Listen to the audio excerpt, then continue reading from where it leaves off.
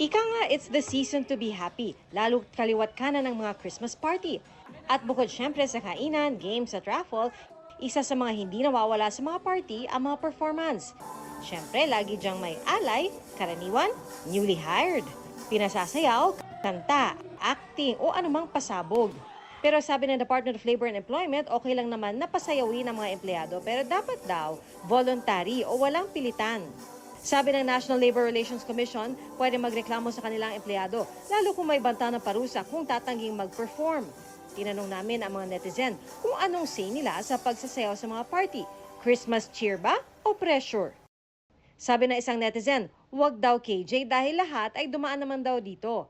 Sa mga ganito okasyon naman, lumalabas ang tinatagong moves ng isang netizen. Pero sabi ng isa pa, magtatrabaho na lang kaysa maging alay kapalit ng dangal. Sabi rin ng iba naming nakausap, ine-enjoy na lang nila ang party.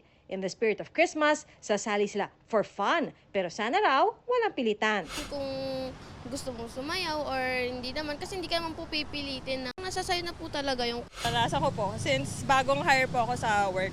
Noong una po, embarrassing, pero since workmates naman and may kasama, later on, nakakatuwa naman din po. Uy, sumayaw ka para daw may bibigay daw na premyo.